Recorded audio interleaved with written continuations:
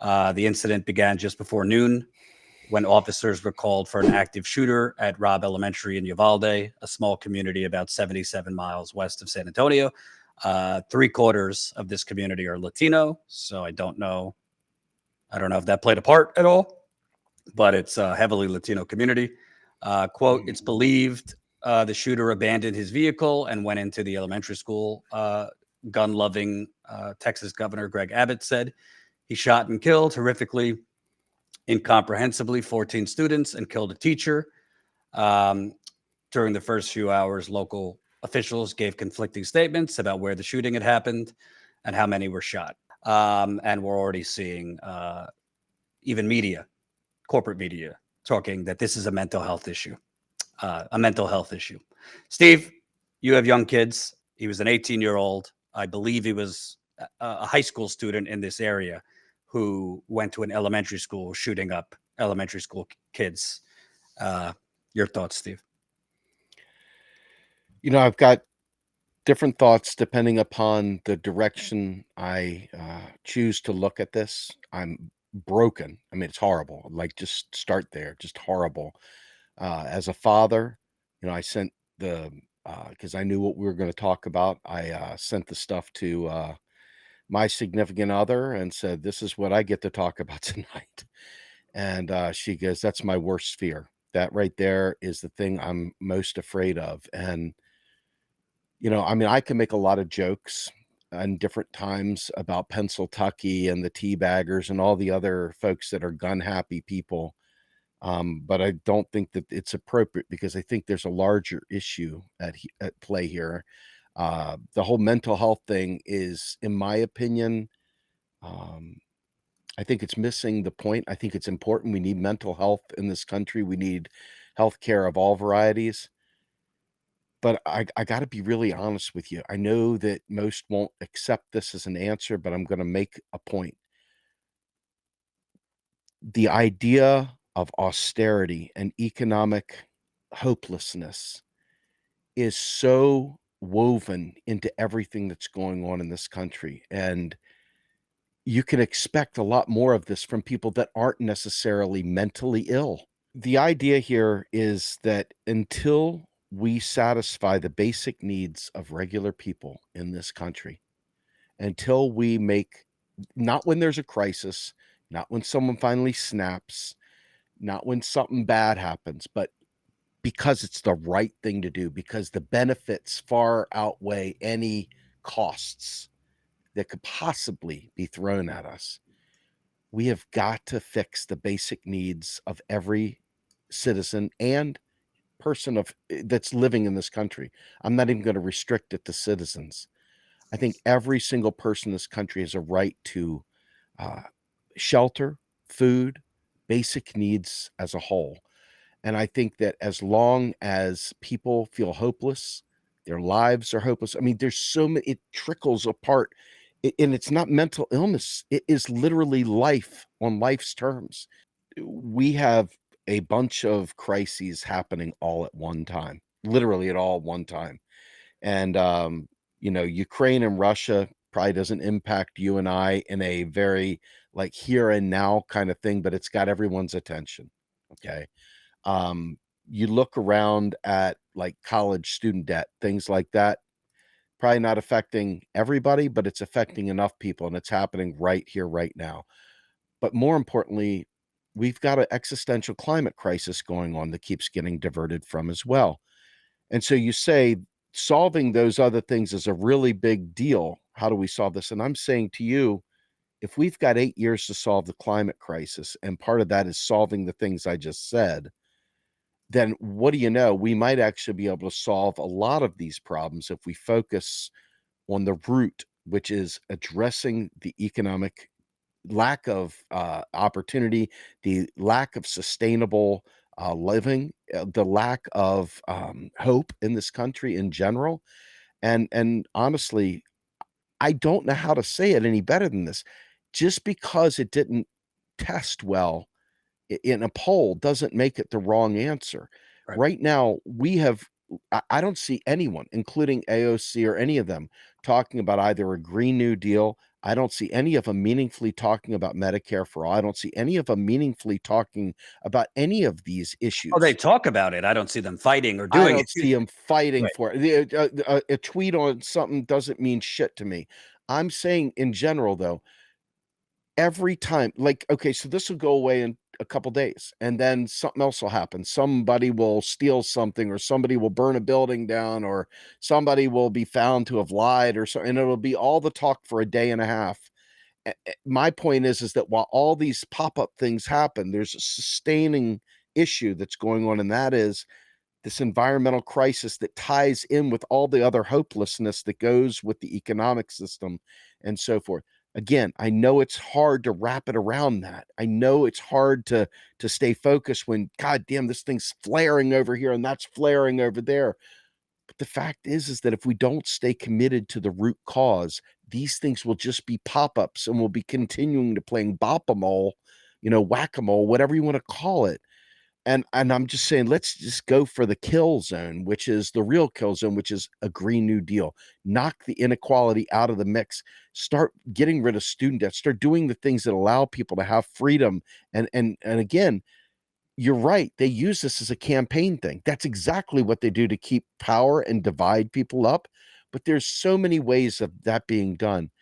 Until I know why this kid did what he did, until I understand the specifics of this is just conjecture. We're just coming Right. up with some good ideas, but Well, you're talking about what's at the root of all this. There's also another thing at the root of this. We don't live in a country anymore.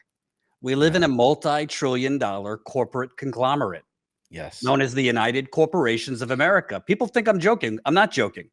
Our politicians, and Steve, I think you agree with this, they're not the ones making the decisions. They I work for the 100% agree. donors. They work for the donors. So all the things we're talking about are under the assumption that we actually have a government that is willing to address these problems. We don't. The majority of Republicans and Democrats spent the majority of their time at a separate location outside of Congress, dialing donors for dollars and worrying about their reelection, because you have elections every 2 years if you're a congressperson. So other countries, there's corruption wherever you go, but other countries, their governments are not literally purchased. Yeah, there's special interests here and there, but not like it is here. So at the end of the day, until you address the root rot, which is our government has been sold. It started in the 1970s. For those of you that don't know, there was a Supreme Court ruling and other things that loosened the regulations on money in politics. So it started allowing corporations to dump endless amounts of money. The first PAC, forget Super PAC, the first PAC was in the 1970s. So then you have Reagan come in, the union busting, globalization, which is really just Wall Street and corporations writing trade deals that sold our jobs to China and Mexico. I want China and Mexico to have jobs, but not at the expense, of workers here either. But we basically have had a 40-year takeover of our government by corporations, pharmaceutical companies, oil companies, Wall Street, Silicon Valley. The list goes on and on. So the politicians are essentially willingly restrained on doing anything. Biden, even if he wanted to do something on gun control or anything like that, he's not going to be able to, because the Republicans won't do anything. And frankly, I don't even think the Democrats fully have the spine to do what is necessary. When you had a pandemic, for example, when 3,000 people were dying a day, you didn't have vaccines, you couldn't even get universal health care in this country. That's what we're talking about, because the donors do not want even the door to be opened just a little bit. That's why Biden's not going to cancel student debt, because if you cancel student debt, guess what? The people are going to say, wow, we did this. Now let's turn our sights on Medicare for all. Now let's, you get momentum. The donors don't want that. They don't want to change the system. And it's directly tied to this, because the reason Republicans, in addition to what I talked about, which is fear sells and keeps them in power, they don't have anything economic to run on, so they run on fear. But they're also bribed by gun manufacturers, by the NRA and others. So that's a broader question, and that's what you and I have talked about often. We need a general strike in this country, because it's all connected. You have a general, which is not going to happen overnight. I don't want to lie to anyone and say we're going to have a general strike overnight, But look at George Floyd, for example. For different reasons, it was over police brutality. We had a mass mobilization of millions of people across generation, class, marching. So it is possible in America to have mass mobilization. Imagine if even 10% of those people that were out protesting for George Floyd protested with their wallets too. You'd start seeing change real quick. Go ahead. Yeah, I'd like very much to see us take the thing that we fought for Bernie Sanders for, without Bernie. I love you, Bernie. Goodbye. Without Bernie, and just say, these are our demands. This is what Occupy Wall Street did, minus the demands. They didn't have the demands. They didn't have things set up in the right way.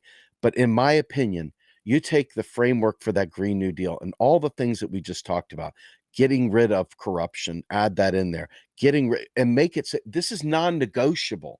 Sorry, shit libs, you are not going to get to cave in on this.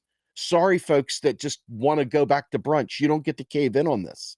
This is something that we've got to stand together and not wait for them to give us permission to fight for our lives. Jordan, I listen to you and I say to myself, I know you're coming from a good place and I love almost everything you're saying. What I'm not hearing, and I want to hear, where I want us to be like closer on, is understanding that the model that has created the very things that you just talked about, the United Corporations of America, this is neoliberalism. And you can go back all the way to the turn of the century, the 19th century, that is, with Vladimir Lenin. We'll bring old Lenin from the grave.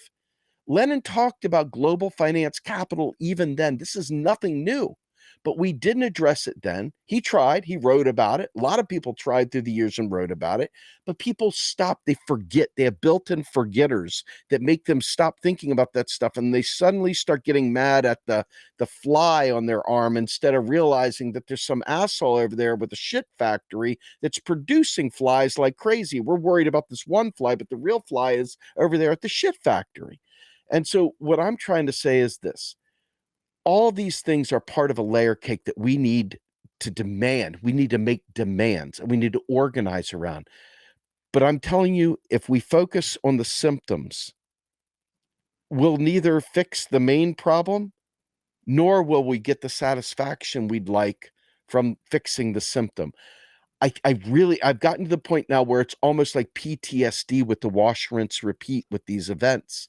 And I'm saying to myself, it's got to end. And the only way it's going to end is to stop putting our hope in people that sell us out in terms of Congress.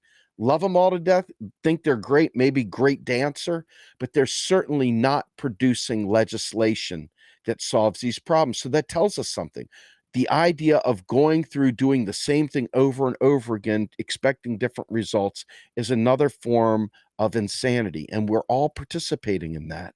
What I'm suggesting is we've got to organize outside the duopoly, and we've got to organize around the very core principles that we all said we wanted and not make them negotiable, and don't give up until we get them.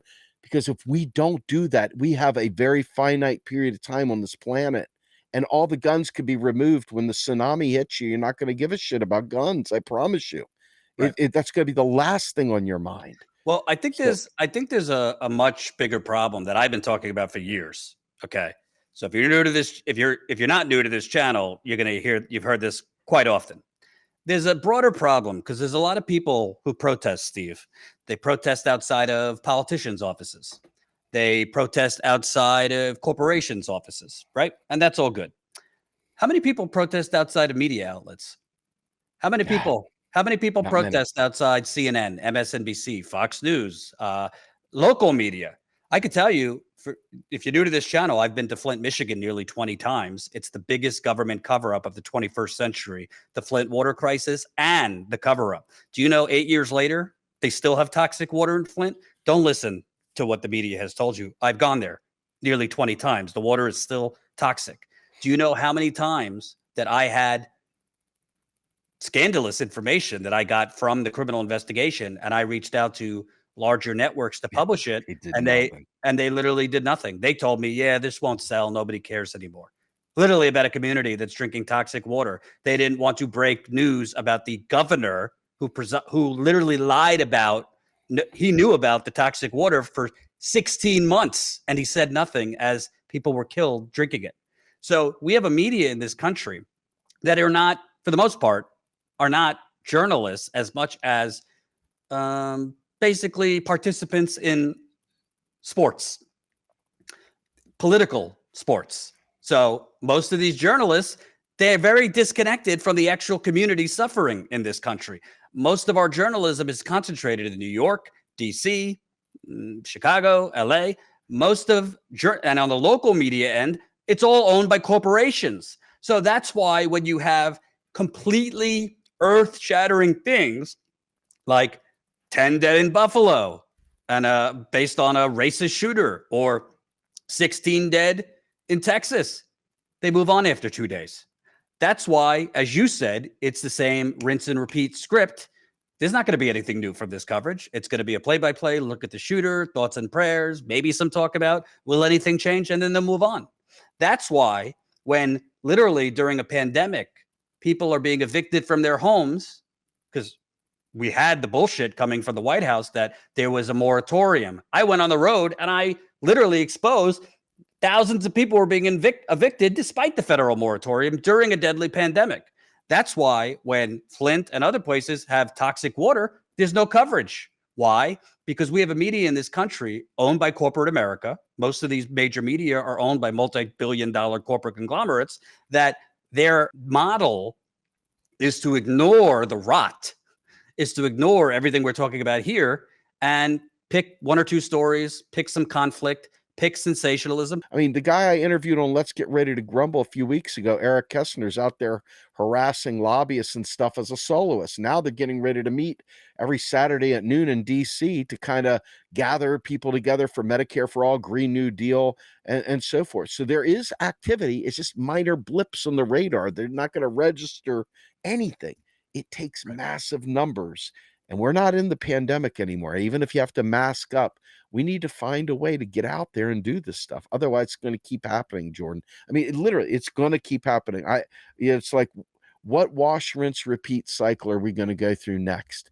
Because if we don't change it, if we don't freaking throw a wrench in the gears and change the narrative, it's going to stay the same. And it just keeps getting bigger and bigger and bigger and more impossible to fight back against. I mean, I wish we could have fought back against it before all the weapons of mass destruction and all the drones and everything else. I mean, a guy could sit there and take out an activist with a drone sitting on the John. I mean, he doesn't even need to be, it's ridiculous how outgunned we are. So it requires cerebral thinking. It requires a movement, and it requires mass numbers. And I hope that we can make it work from media. Thanks for watching, and make sure to tune in to Status Coup's daily live stream Monday through Thursday at 5 o'clock Eastern time and Fridays at 4 o'clock Eastern time.